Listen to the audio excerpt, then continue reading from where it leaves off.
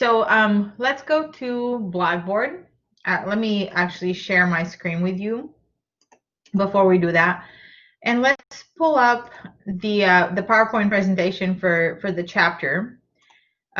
So last time we talked about the 3 different inventory costing or inventory valuation methods. So my goal today would be not just talk about those methods theoretically, but to work a problem from your homework from the chapter 5 homework, and guide you through the process so you are able to replicate it by yourselves. So last time we said the valuing inventory is very important, and companies have to make certain assumptions to value their inventory. So just as a refresher, let's look at the 3 methods that you will be responsible for. I apologize for my mouse jumping up and down like that. All right, so the first method you'll be responsible for is first in, first out. So just like we talked about last time, first in, first out, or FIFO, assumes that the oldest items will be sold first. It also assumes that since we made the assumption that the oldest items are gone, the most recently purchased items will remain in the inventory account. So essentially, what we're saying is that the cost of goods sold is based on the oldest costs, and the cost of ending inventory is based on recent costs. We also looked at an example from the book as part of the PowerPoint presentation last time, which walked us through some inventory purchases and sales in a period of rising prices.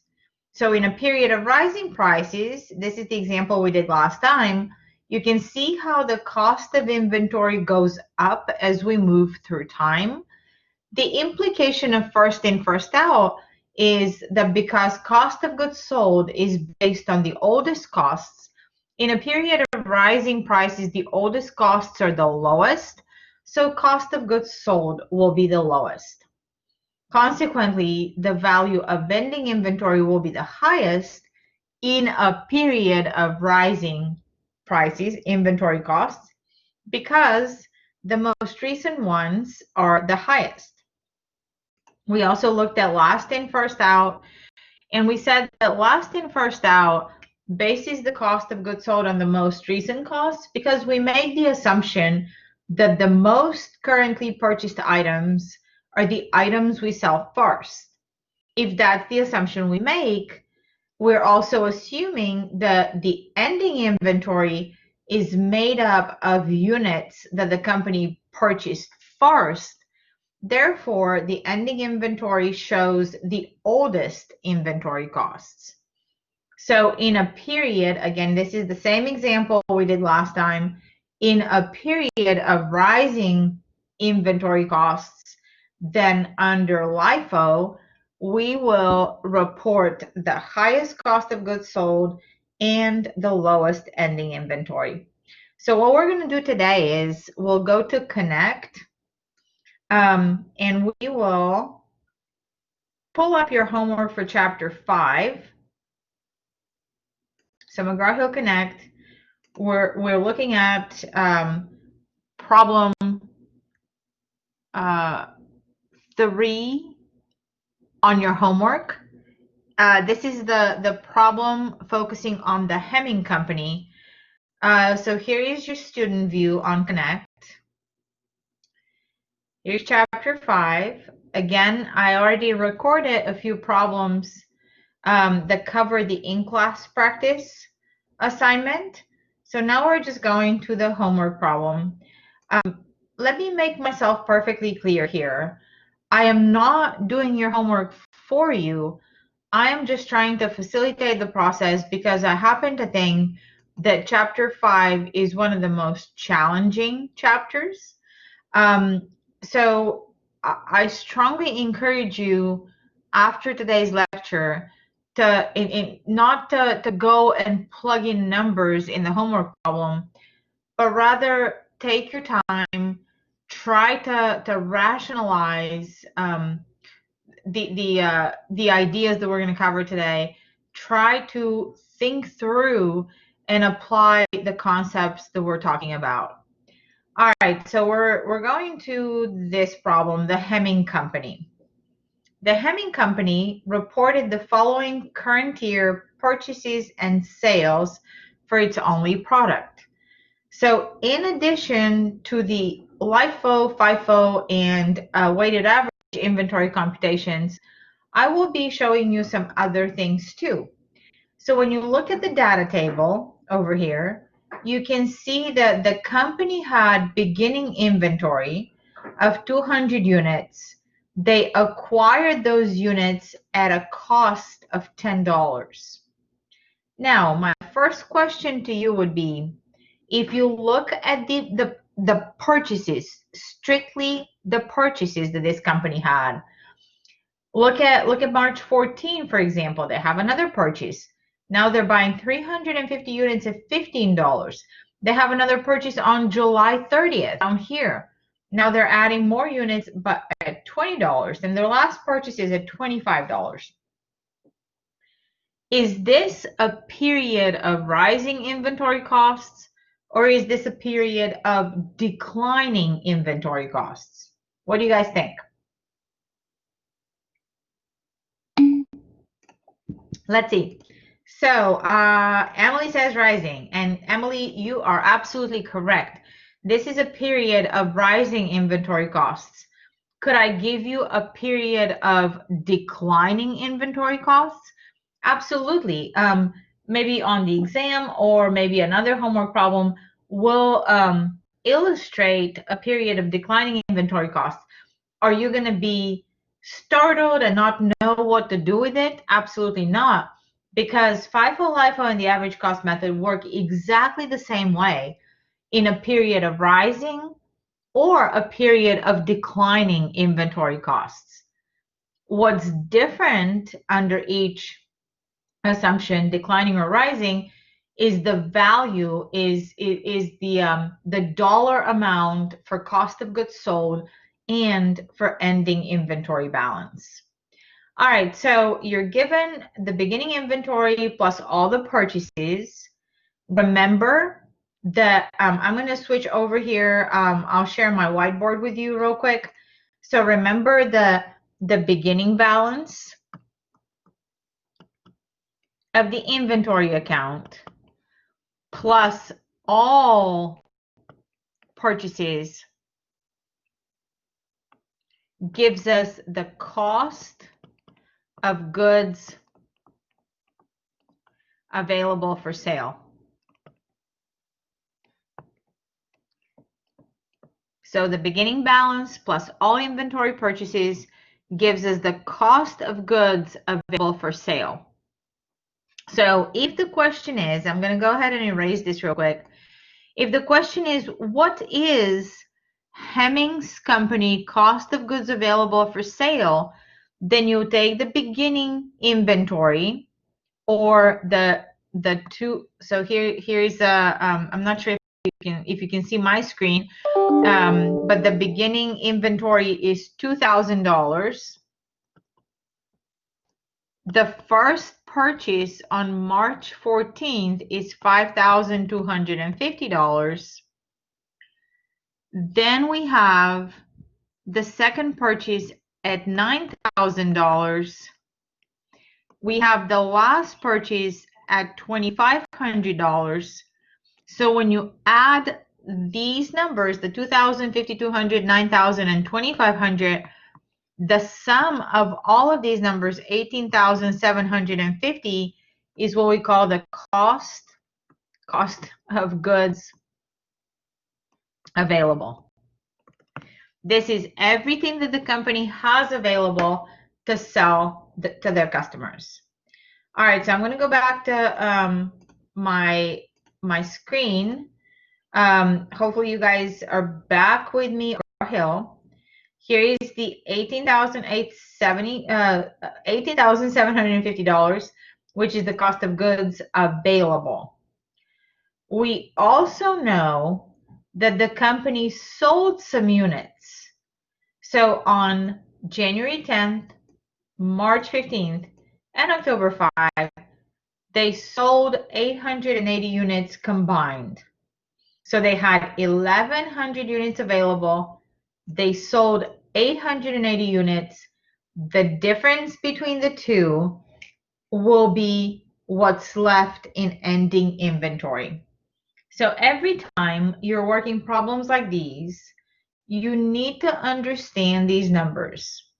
The 1,100 units is the number of units the company had available to sell. The 880 units right here is the number of units sold. So the difference, and you might want to take the difference real quick. So we have 1,100 minus 880 units. The difference is 220. That would be what's left. So the cost of goods sold will be based on 880 units. The ending inventory will have 220 units in it. All right, so now that we understand the data a little bit better, let's look at the requirements.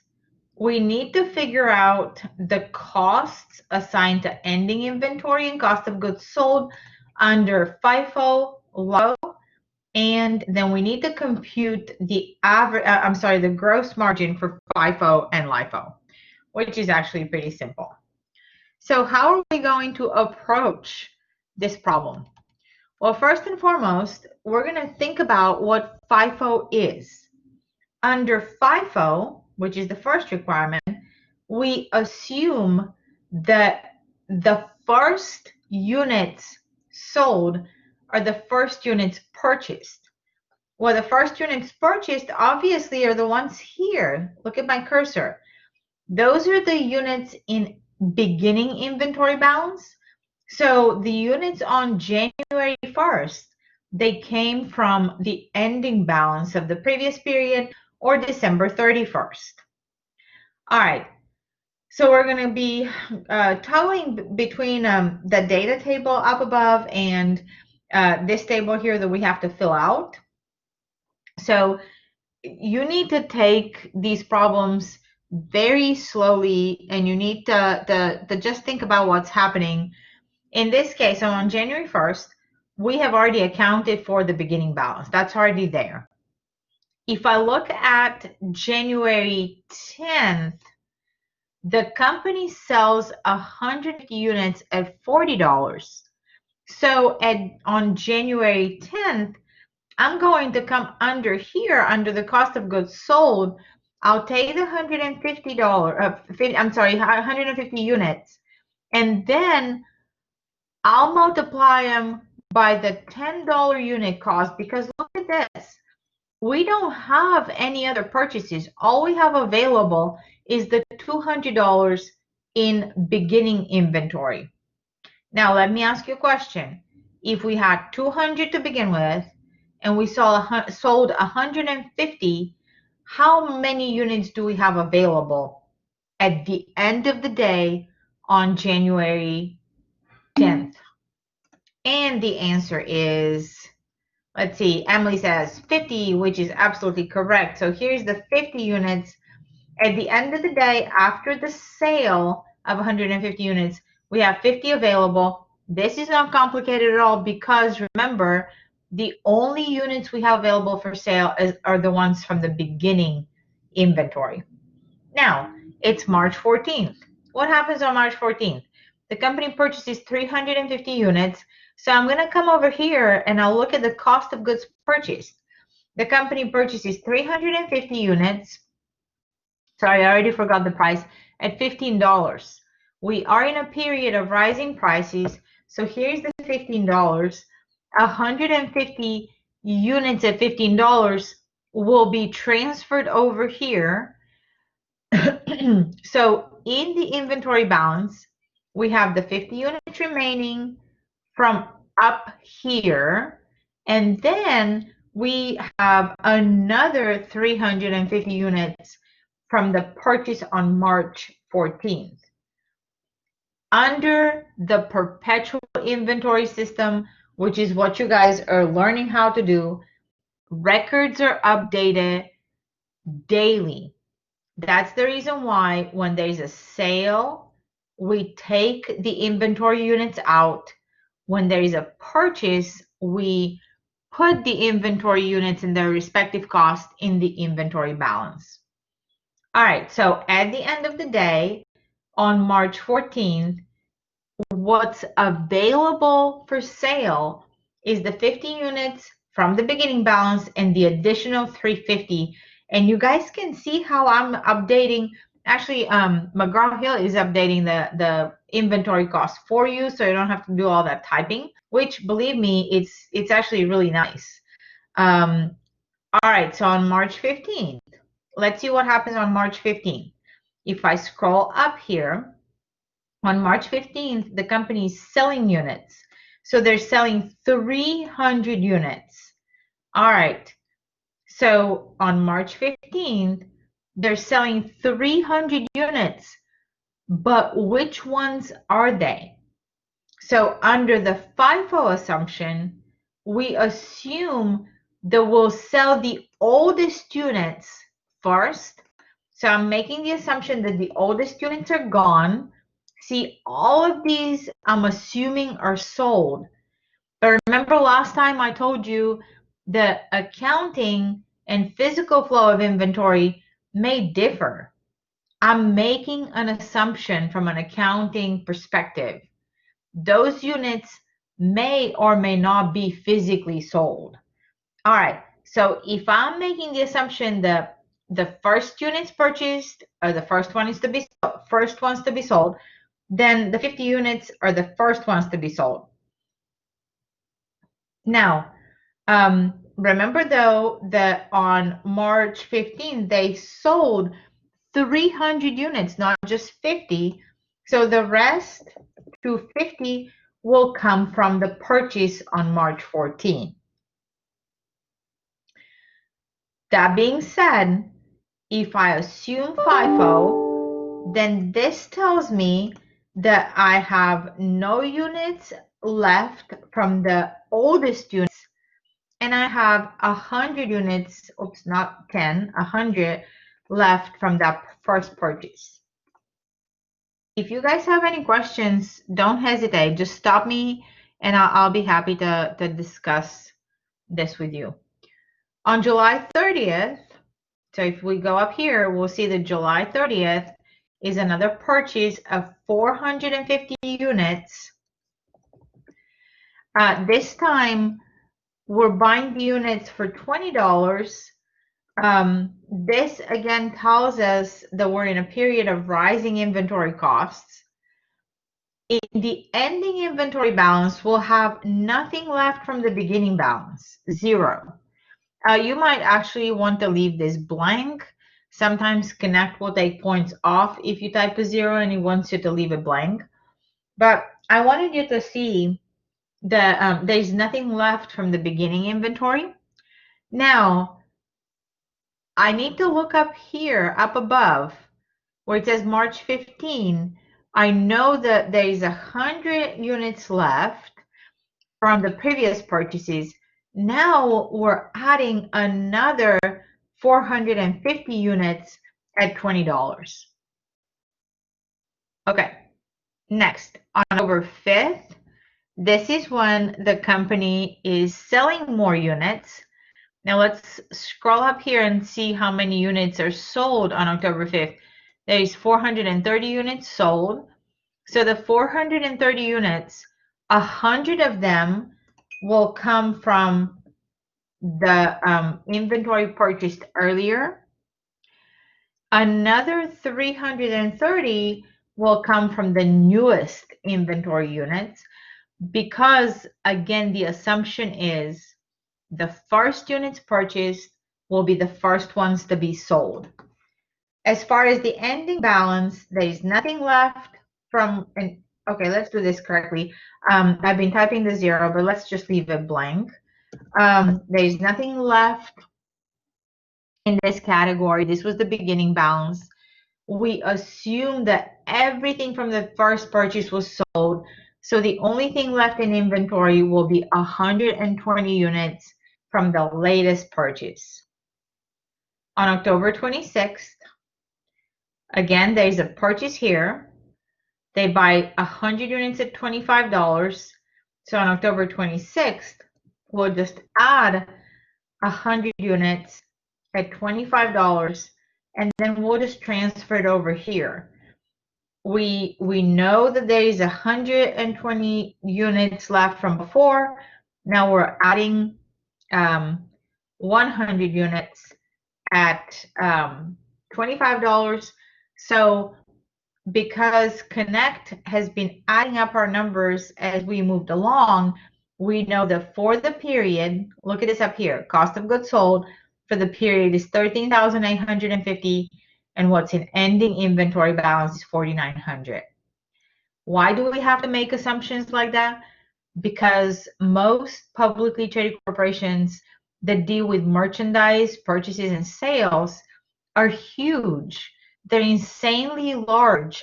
And rather than keeping track of every single unit of product they purchase and sell, from an accounting perspective, all they have to do is make an assumption.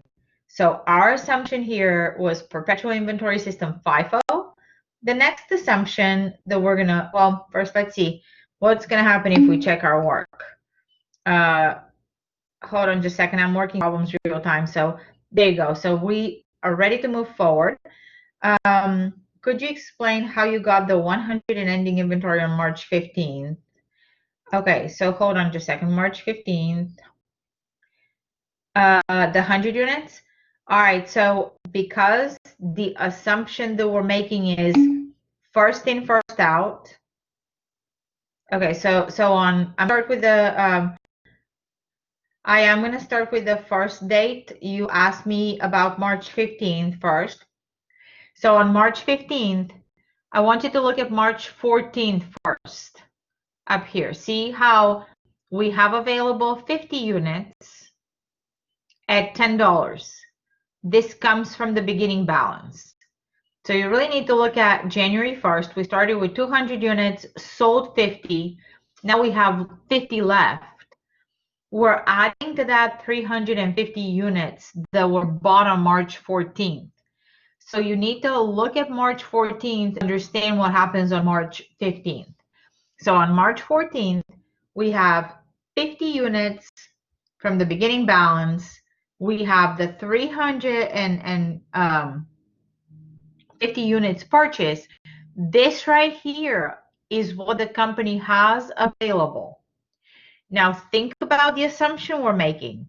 The assumption is, look where my cursor is, FIFO, first in, first out. So on March 15th, the first units sold will be the oldest units. So we're selling these first. Once we remove these from inventory, the remainder of the units sold will come from this category right here. 350 minus 250 equals 100. And you'll do the same thing for the 120 units down here. Does that help?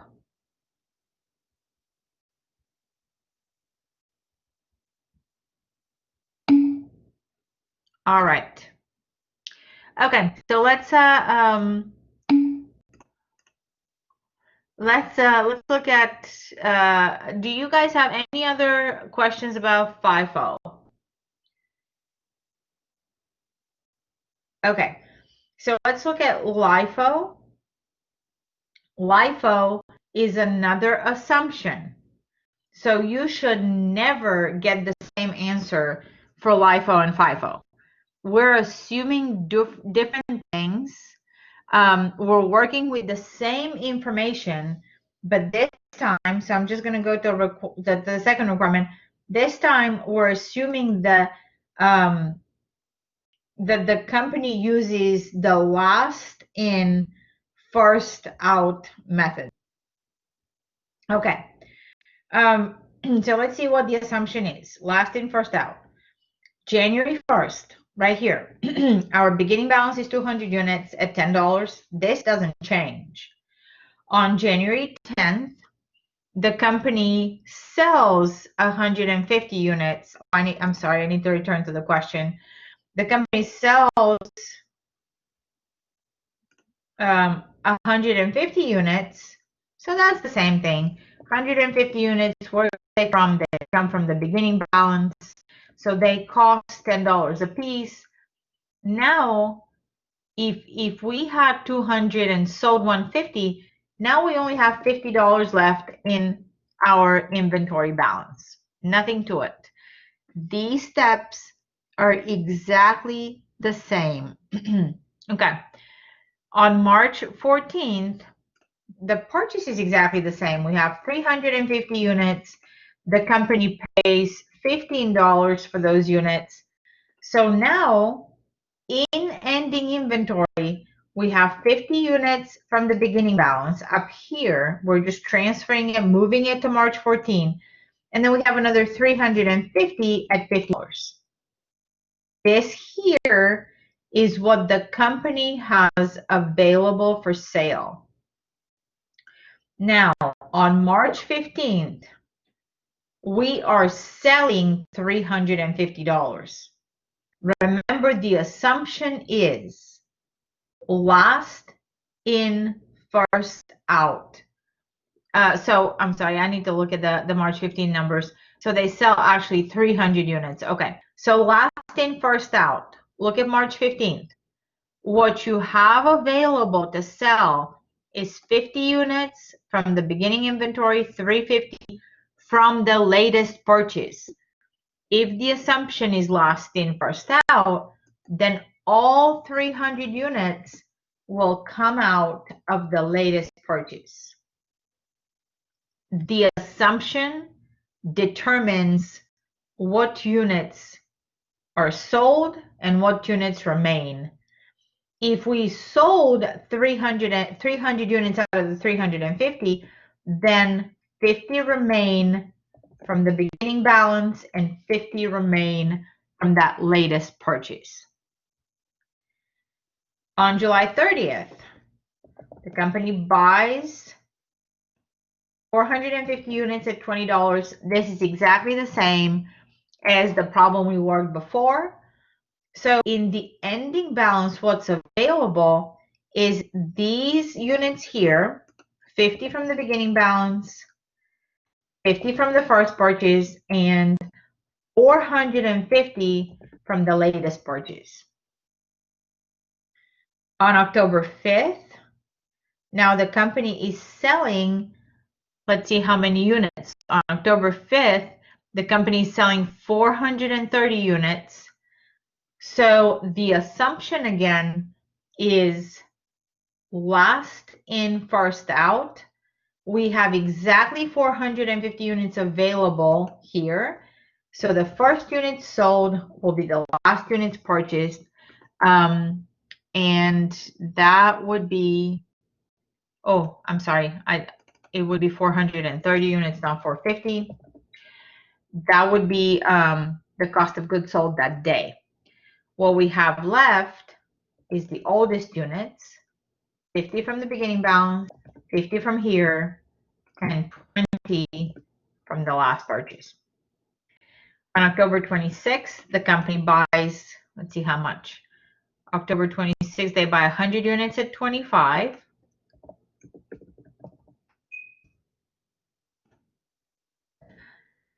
All right, so now we have 50 units left, the oldest units, another 50 left here, 20 from, and all I'm doing is I'm transferring these amounts and I'm adding another 100 units from the latest purchase.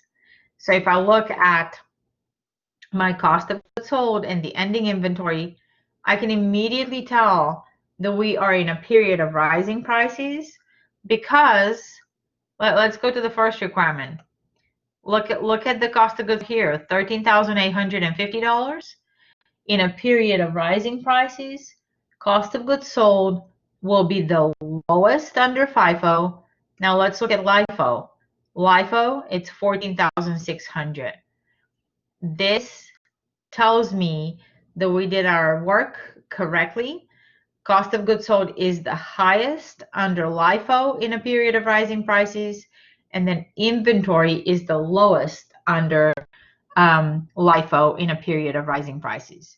So I'm not going to do the same thing in a period of declining prices because the methodology is exactly the same.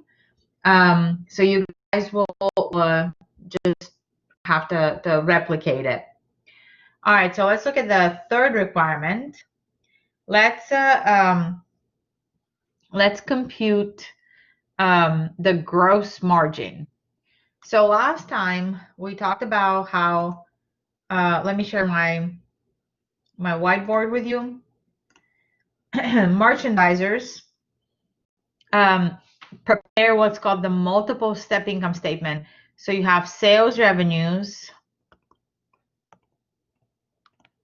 minus cost of goods sold equals gross profit. The way we compute sales revenue is the number of units sold times the price. The way we compute cost of goods sold is by the computations. This here happens once we consider FIFO, LIFO, etc. Right? We've already computed the cost of goods sold for the problem that we're interested in. The gross profit is the difference between sales revenue and cost of goods sold. The gross margin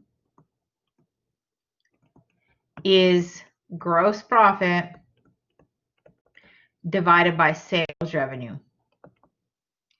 We express this as a percentage.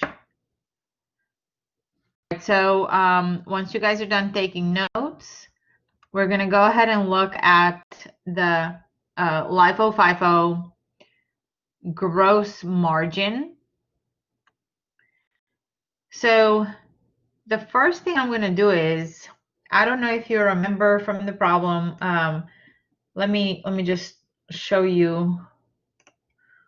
Here's my screen. Okay, so here's what it said right here. The selling price is $40. I know that the company sold 880 units. Selling price is $40. So the first thing I'm going to do is I'm going to calculate sales revenue. So sales revenue is the 880 units sold times the $40 price. So it doesn't matter if we are computing FIFO or LIFO. The sales revenue will be the 880 times $40 or 35,200. So under FIFO or LIFO, it's the same number, 35,200. Cost of goods sold. Cost of goods sold is different under FIFO and LIFO. Where are those numbers coming from? If I look at Connect, and I'm just going to share my whiteboard for now with you guys. So if I look at Connect, the work that we just did, the cost of goods sold under FIFO is $13,850. And then the cost of goods sold under LIFO, it's $14,600. So the gross profit is the difference between the two. So $21,350 and $20,600. The meaning of gross profit is once these sales cover the cost of goods sold, we have $21,350 and $20,600 under the different assumptions to use to cover all other expenses and eventually trickle down to profit. Now, I can also calculate this as a percentage. So this is the gross profit or the gross margin in dollars. In percentages, all I have to do is take the 21,350 and divide it by the revenues, 35,200. Same thing here, 20,600 divided by $35,200. All right, and then once you do the calculations, of course, you can go to Connect and plug them in. Okay, if you have any questions, ask now. If you don't have any questions, I will pull up the PowerPoint presentation again, because there are a couple of things that I would like to talk about with you, cover with you before we go. So last time, I think we stopped page 37, I think it was. Okay, let's look at a couple of ratios that you guys will be responsible for. So the first ratio is the inventory turnover ratio. You know how to calculate the cost of goods sold now. If you take the cost of goods sold and divide it by average inventory, you will calculate the inventory turnover ratio. This ratio shows how many times a company sells their inventory during a period. Of course, again, this is not a physical sale of inventories. This is just an assumption.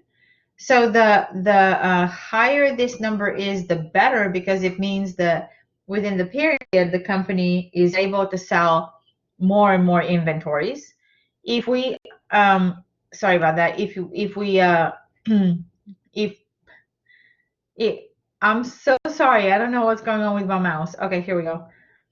So this is the cost of goods sold divided by average inventory. If we, if there's ever a question how to calculate average inventory, you need to take beginning inventory and then divide, plus the ending inventory, divide that by 2. You can also calculate the days sales in inventory by multiplying the inventory turnover ratio on the previous slide times 365 days. One of the things that I wanted to tell you is that these ratios that we cover every chapter, they don't mean anything if we don't have anything to compare them to. So in this case, we're given the information for Costco and Walmart. Only if we have comparison like that, we can draw some meaningful conclusions. You guys can see the, let's start with Costco. The inventory turnover ratio is 11.9 times. Look at Walmart's. It's 8.3 days. This I think this is that there's a little bit of an error here. So this shouldn't say days, it should say times. So Costco seems to be a little more efficient than Walmart, because look at the days. Costco turns their inventory on average 32.1 times a year. So if you can imagine it, 32.1 times every single thing that is in the Costco stores and warehouses is sold. Look at Walmart, it's 43.5 days. We want the inventory turnover ratio to be as high as we can get it. We want the days sales in inventory to be as low as we can get it. So the last thing that we're going to talk about today is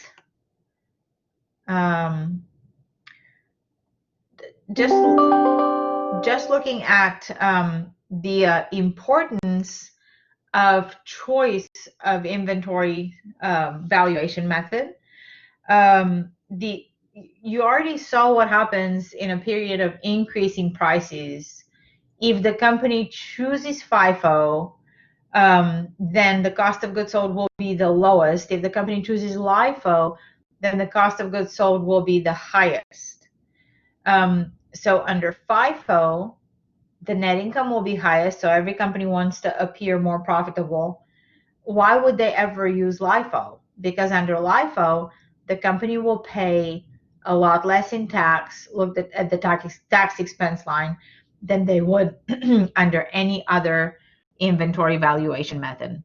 Well, I hope you found this lecture helpful today. I hope that you'll be able to do your homework without too much trouble. And I hope that if you have any questions, you'll be able to reach out so I can help you guys with it. All right. Do you have any questions?